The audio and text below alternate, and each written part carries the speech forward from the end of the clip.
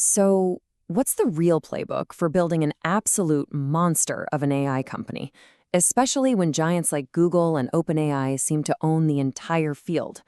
Well, today, we're going to decode that winning strategy, drawing on some killer insights from investor Sarah Guo, who's backed some of the biggest names in the game. Okay, let's just start with this number, $100 million. And no, that's not a typo. That's the annual recurring revenue some new AI companies are hitting in a single year. I mean, seriously, we have never seen growth this fast in any tech revolution before. It's insane. Which, of course, leads to the big question. With these behemoths, OpenAI, Google, Anthropic, building these incredibly powerful foundation models, how on earth can a tiny startup not just survive, but achieve that kind of, meteoric growth? To really get it, you have to grasp the sheer scale of this moment. Think of it like this. For the last decade or so, AI has basically been on dial-up.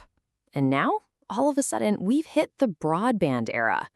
The capabilities are just exploding, and that means the opportunities are too. And look, this is not just hype. As Sarah Guo says right here, the user adoption we're seeing right now is completely, totally unprecedented.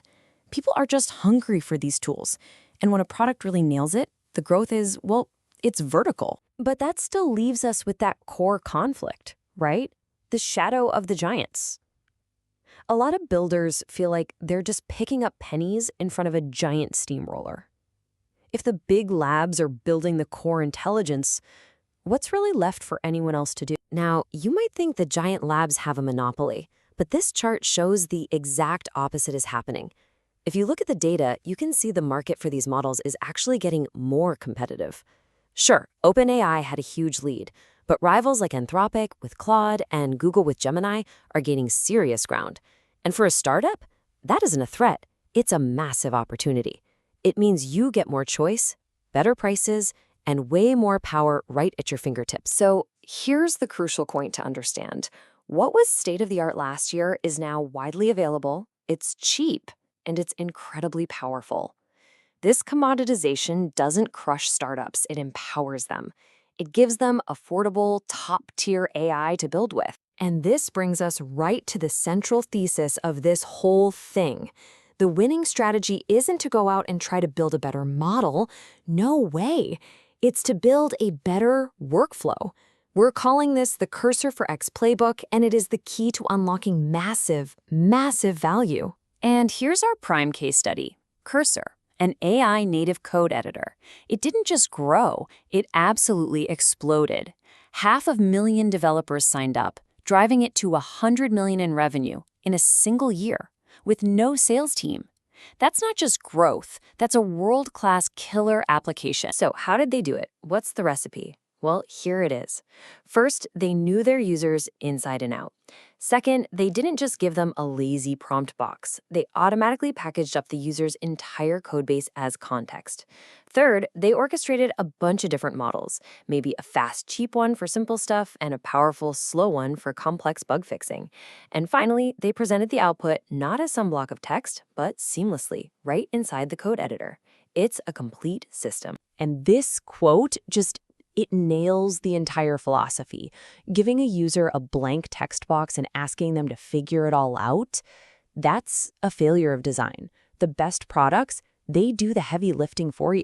They understand your context so deeply it almost feels like they're reading your mind.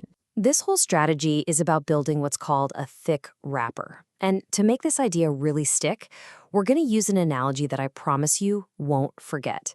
It is all about the burrito. Okay, so on one hand, you have the thin wrapper. Think of this as just a simple text box slapped on top of an API. There are 1,000 of these things, and they have no real defense. But a thick wrapper, like Cursor, is the total opposite.